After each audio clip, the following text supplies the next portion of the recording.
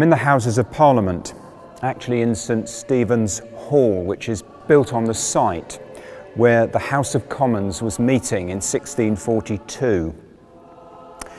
Our leaders in Britain like to create the impression that Britain has always developed peacefully, constitutionally, but it wasn't like that on the 4th of January in 1642, when King Charles I came in at that end of the chamber with 100 officers intent on arresting the leaders of the opposition.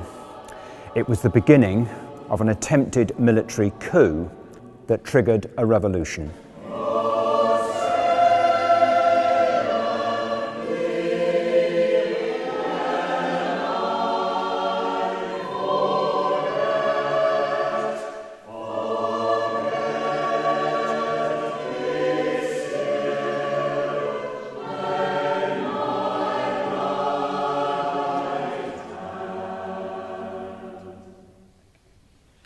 This is John Hampden, one of the 5 members that the King had come to arrest.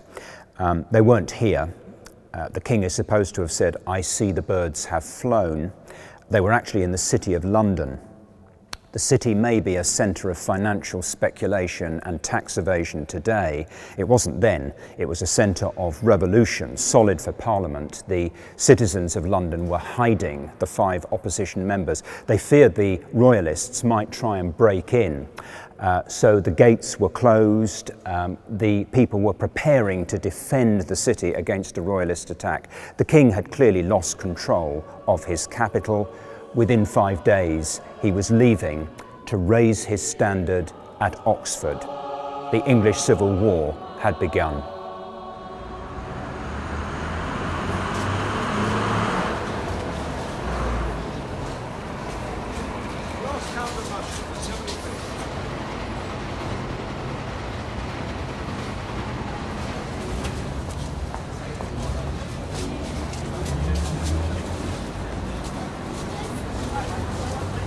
If you go to a big city like Paris, where there's been a great revolution, there's evidence of it all over the city.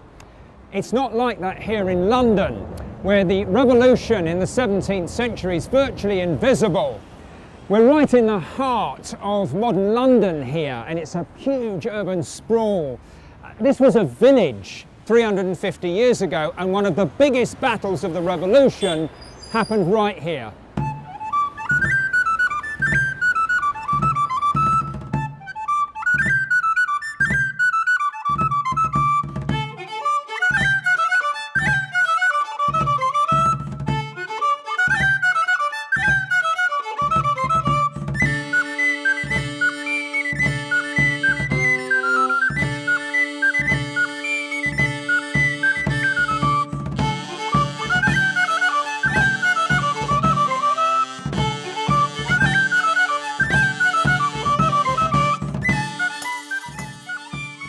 The revolution was hanging by a thread. The King had won the first battle, and if you'd looked that way on the 13th of November 1642, you'd have seen a royalist army of 12,000 soldiers making for London, and they could have crushed the revolution if they'd got through.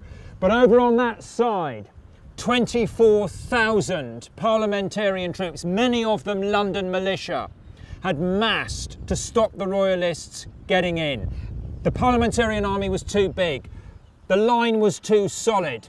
The King decided he couldn't fight a pitched battle with any chance of winning, and London was saved for the revolution.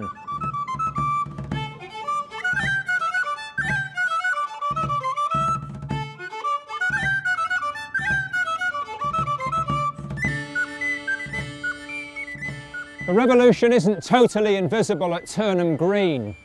There is this sign, but that's all there is. And how many people notice it? And how many people passing by realise that one of the most decisive battles in British history was fought right here?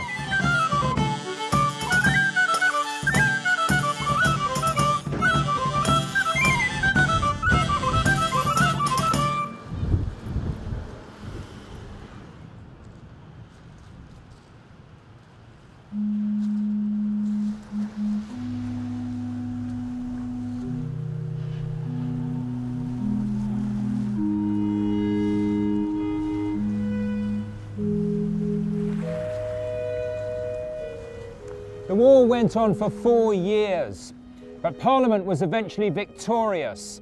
The problem then was the victors couldn't agree about what sort of England they wanted to live in. So they came here to try and decide.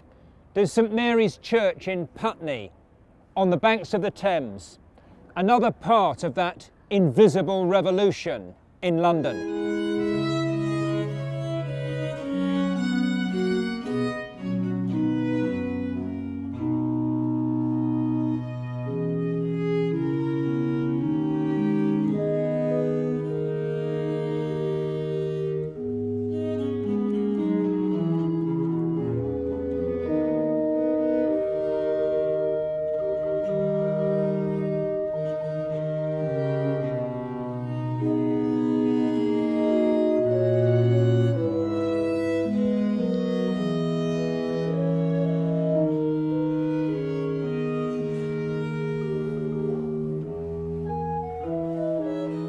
If I'd sat here in October 1647, I'd have been in the middle of one of the greatest constitutional debates in British history.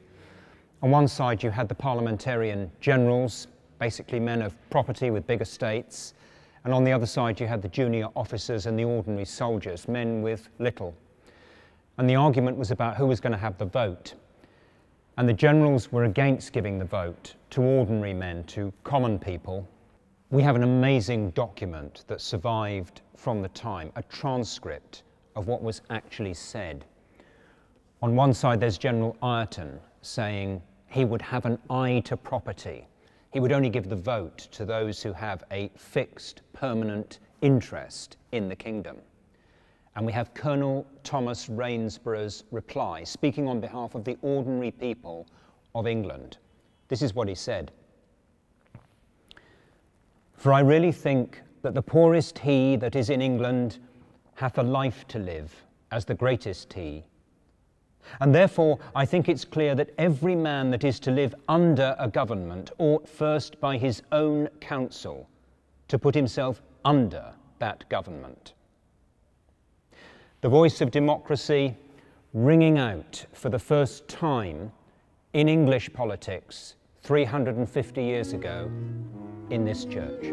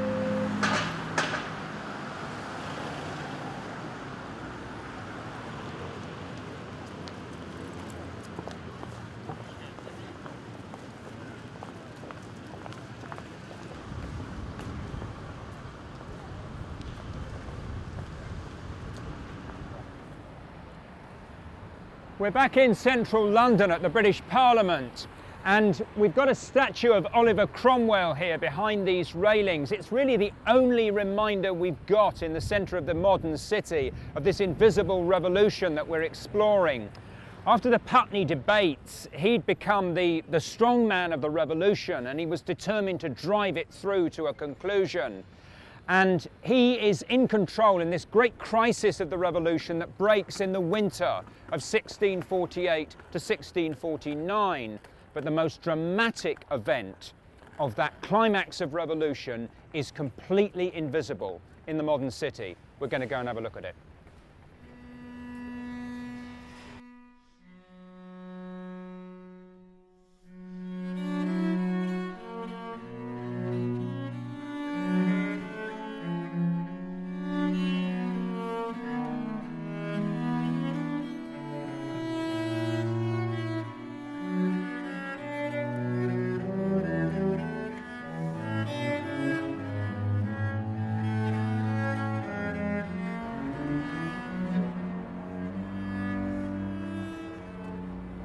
was right here on the 30th of January 1649 that King Charles I stepped out onto a wooden scaffold built out in front of the banqueting house to be executed.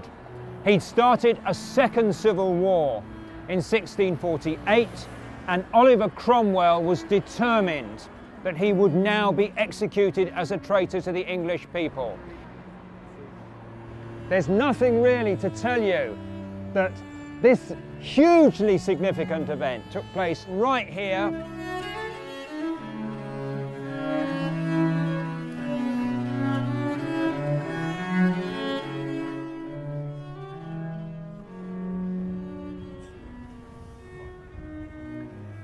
This is where it happened, where the king was executed. We've got these contemporary images that show us how the scaffold, great big wooden scaffold, came out, and it must have gone down to where the road is now, and huge crowds of people had assembled to watch the execution of the king. It's a freezing cold day. They say the king had put on an extra shirt. He was worried about shivering, giving the impression he was frightened. They say too he'd had a glass of claret to fortify him.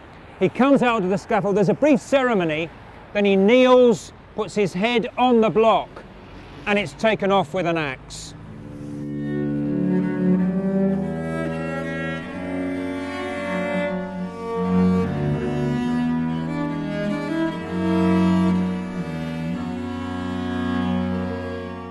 The event, in a sense, which ensured that Britain would not be ruled by a royal dictator, but would be ruled by Parliament.